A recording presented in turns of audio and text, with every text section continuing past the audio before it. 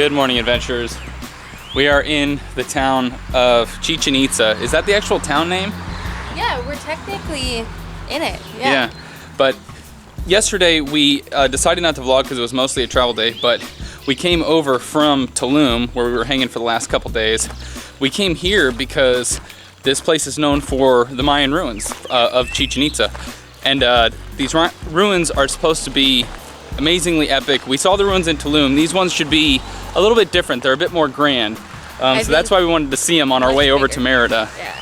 But first off, we just grabbed a little hotel, charming little place for the evening, but they have a free breakfast, which is our favorite. So we're gonna do that, get our exploring fuel on.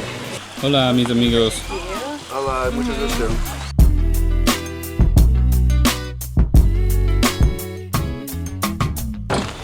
Guys, we have arrived at the ruins, but one thing to note, if you do end up coming here, it costs 242 Mexican pesos, but if you use a card, they charge your card twice in 2 different lines. So it's kind of a hassle, but it's the same price and we're trying to conserve cash, so that's why we're using a card today. Tall, on a scale of 1 to 10, how excited are you? Like a 15 and a 0.7. That doesn't even add up. He's that excited. I'm that excited.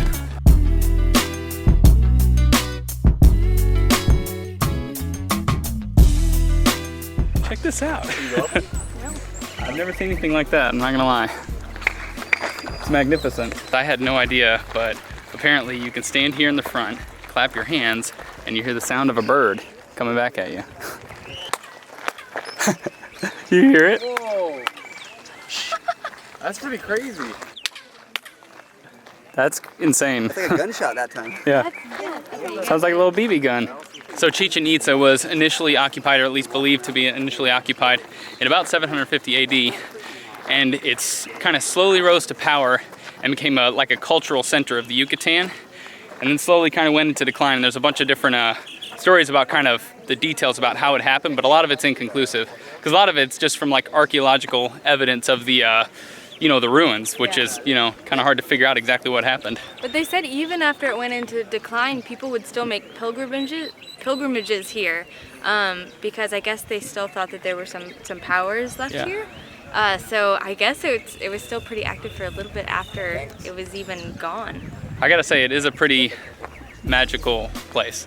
I mean, it's just so huge. Yeah, it's magnificent. It's awesome.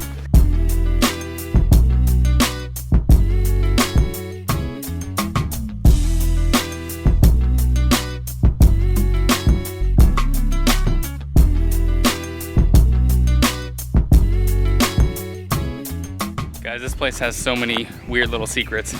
During the solstice sunset, apparently the shadow gets cast on this side and it creates a snake going along the stairs right here, a snake body, and then it connects with the snake head over here.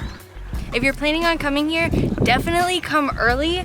And on a weekday, on Sundays, admission is free for Mexican residents, so I think it gets super packed. And in the morning, it's much cooler than the afternoon, much less people. We hear that the lines get insane, and this morning, there was hardly any line at all, and we've been able to get all kinds of awesome shots in front of stuff without many people. Yeah, when people are here, I don't know how you get any clean photos of the when it's ruins. Like the afternoon, I don't know how you survive. I'm sweating my life away, and it's only like 90 degrees.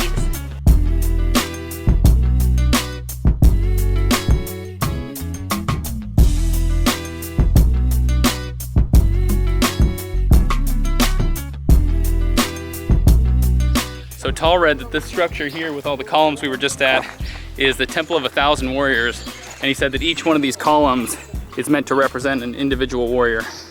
So much symbolism in this place. It's hard to wrap your head around. It's like there's that snake, there's when you clap, the bird thing comes back, like all this stuff. There's little faces and sculptures everywhere. Yeah, you got to keep your eyes out because everything you look at, you can kind of see a little face in it, you know.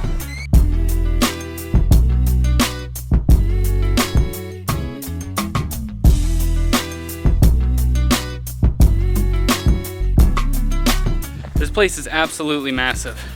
Basically, any direction you go, you're gonna find old ruins. Like, it just never ends. It's so cool. I mean, yes, a lot of them are a little dilapidated and some of the columns have fallen over, but for the most part, a lot of it's still standing. It's so cool. How do you do it? Can you do it?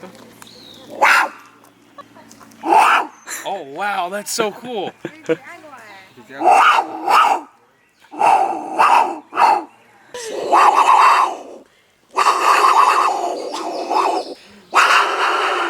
sound like a tornado. You sounds like you got a cold or something. It's a musical instrument now.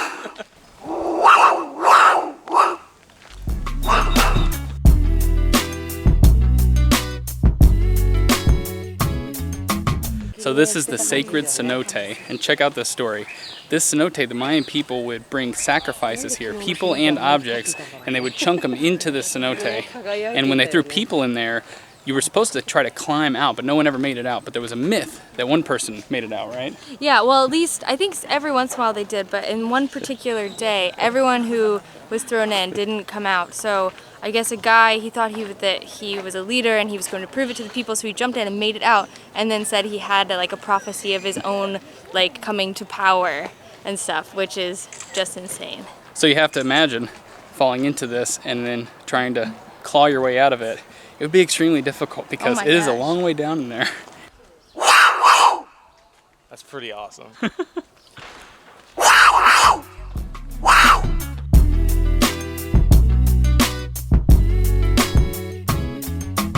How do you play the game? The guy was saying you can only use your elbows, hips, and knees, and you had to get a ball through these little holes. What? Yeah. That's insane. And then, if you were the winner, you got thrown in the cenote. Look at these hips. These would be winning hips. And check out this.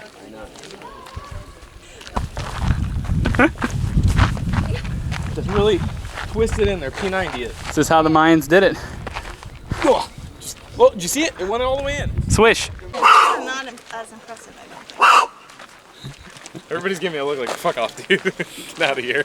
We are heading out We of conquered the it ruins. We conquered the ruins. just in time for all the other tourists to show up. Yeah. We are going to head back to our hotel we're hoping we can get a quick dip in the pool in because it is so freaking hot. It's over 100 degrees. All right, backpacks are loaded up. I think we're all gonna go catch the bus.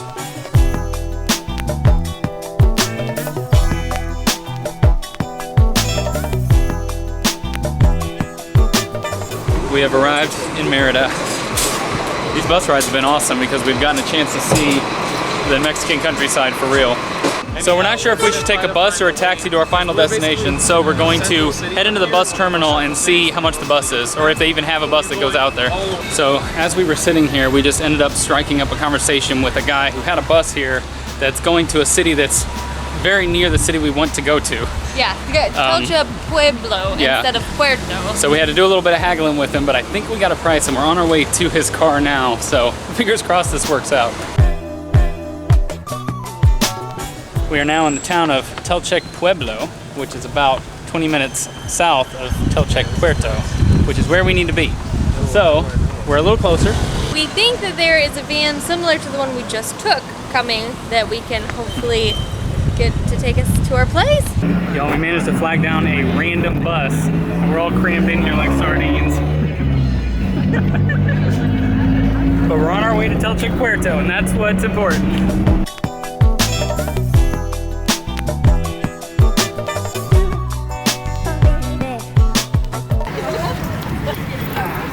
Bye, puppy.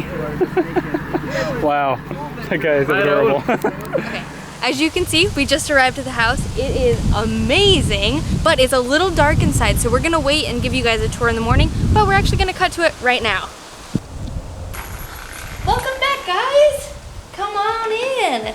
So this is where we are staying. It is an amazing day, by the way. First, I want to shout out to Remixto because we're partnering with them and staying in a couple of their amazing houses that they have, and you can book them on Airbnb actually. We'll make sure to put a link below. So this is one of them. We are in Telchec Puerto, as we mentioned before, but we'll give you a little tour around. We have our little seating area, and then welcome to the bedroom. Don't mind our stuff. It's got this huge bathroom with plenty of closet space. And look at this, you guys. There's this huge like walk-in shower and all this stuff. It is fantastic. And our absolute favorite part about this is this balcony. Look at this view.